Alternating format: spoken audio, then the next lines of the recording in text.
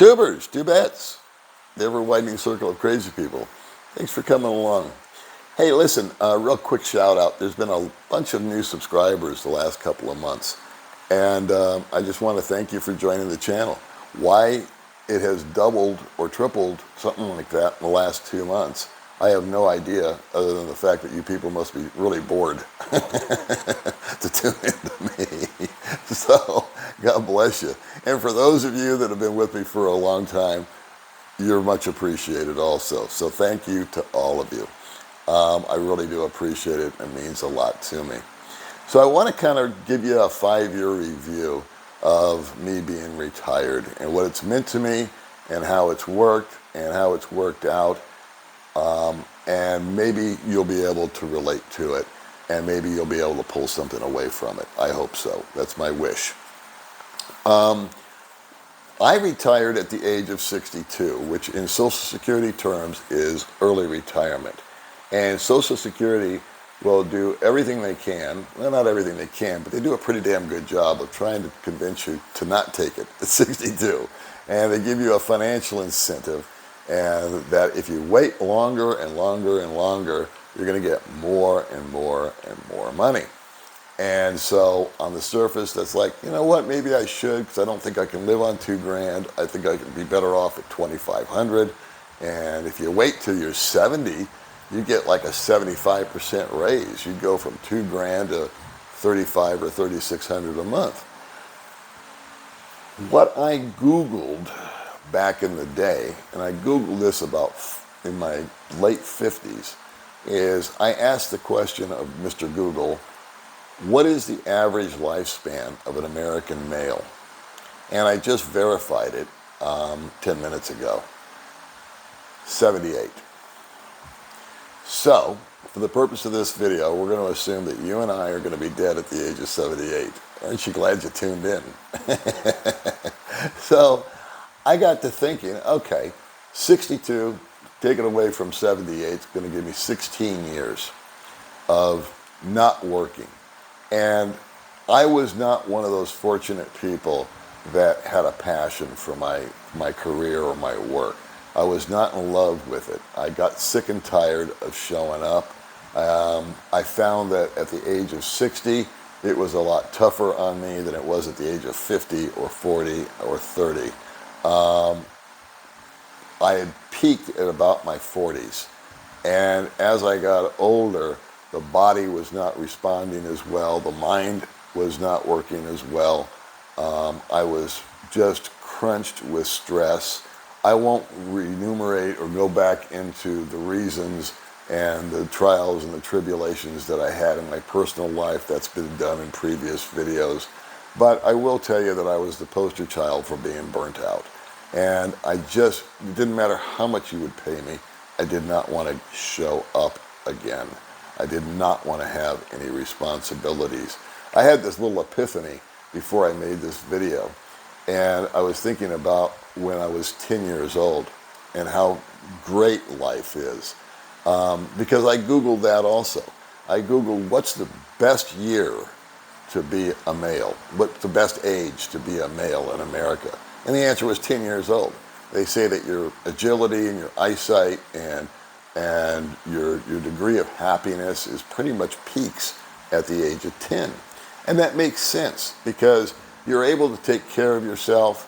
You're responsible enough. You know danger. You're not confused by females. That's not entered into your brain yet because you haven't hit puberty.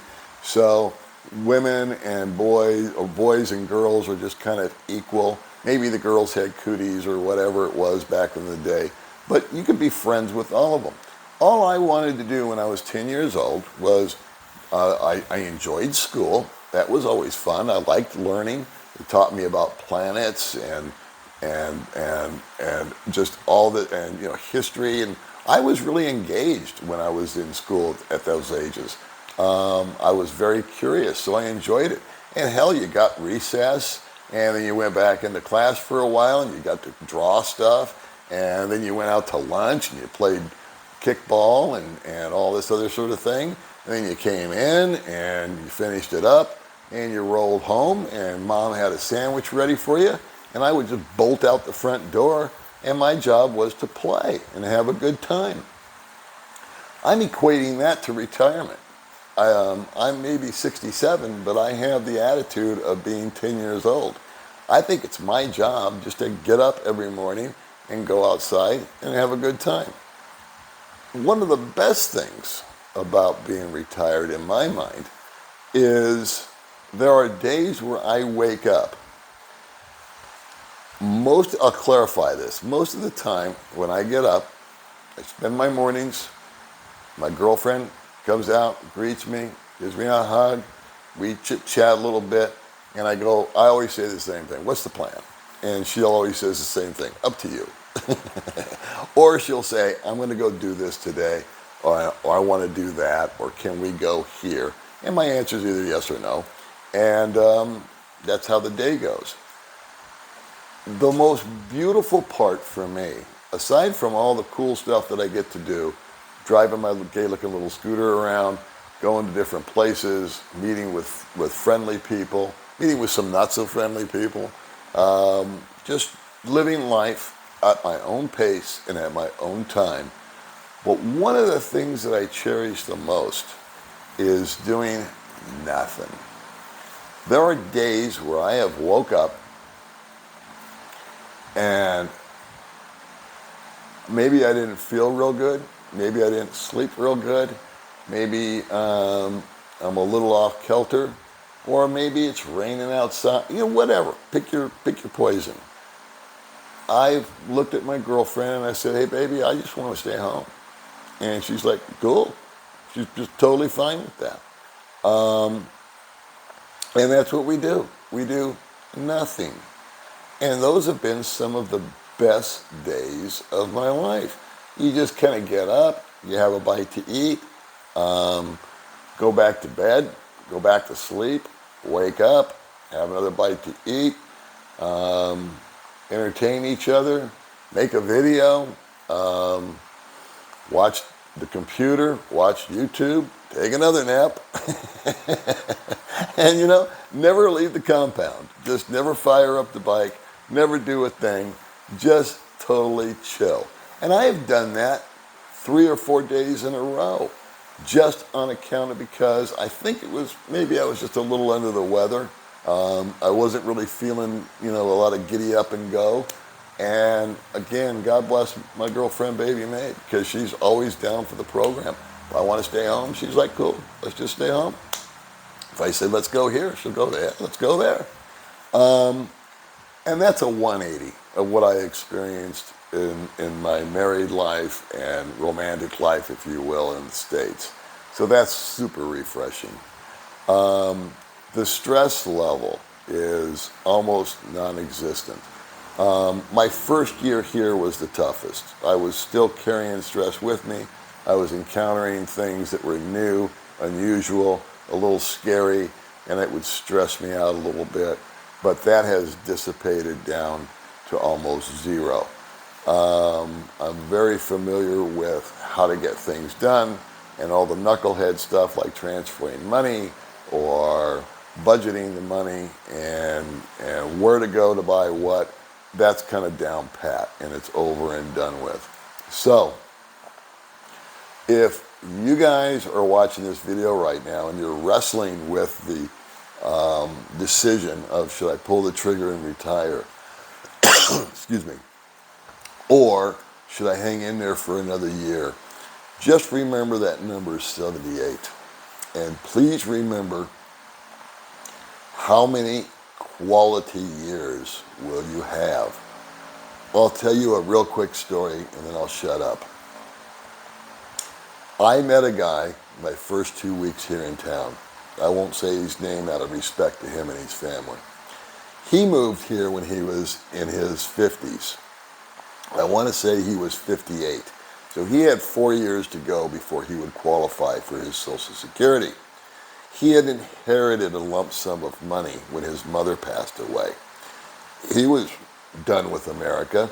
He wanted to come over here specifically to meet somebody and to be kind of lazy. And he figured that he would be a big fish in a small pond with this wad of money. I think it was about $80,000. Unfortunately, he wasn't real good with managing the money. I don't want to belittle the man, but I knew him for a long time. I enjoyed his company, but I knew that he wasn't the sharpest stick, in the quiver. And that's by no means being demeaning. It's just the way he was made. His decision making was very impulsive. He was big to flash the cash when he had it. And by the time I met him, he didn't have any left. So he had gone to work online. I think he was 60 when I met him, and he had been here for about 2 years prior to me arriving, and he had blown through this dough. Anyway, that being said, he was making about $1,000 a month and always kind of living on the edge. He had more month than money, as many people have experienced, including myself. And he'd done things like borrowed money from people. He had gotten behind on his visa with immigration, so he kind of had that hanging over his head. Things like the registration on his bike, he would let that lapse. And again, he was real big to go to a restaurant after he got his payday from the internet job, and he would buy himself a great big steak or whatever kind of meal, and 3 or 4 shakes and a beer and a this and a that and the other. And then the stuff that was really important, the priority stuff, he just kind of let that lapse. So that was his life.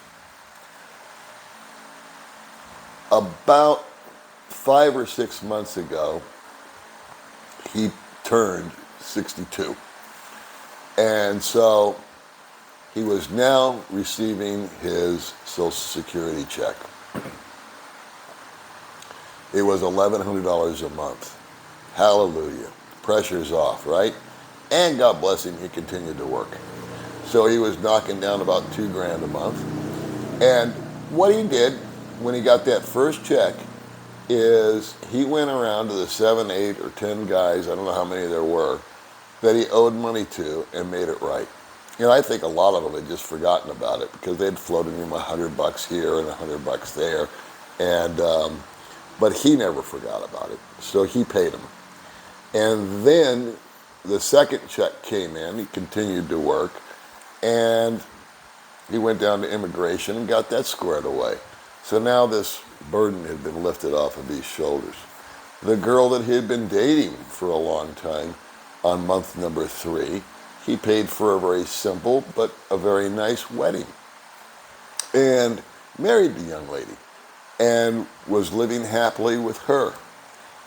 3 months ago, something like that, he died of COVID at the age of 62. So, none of us know when the bell will toll.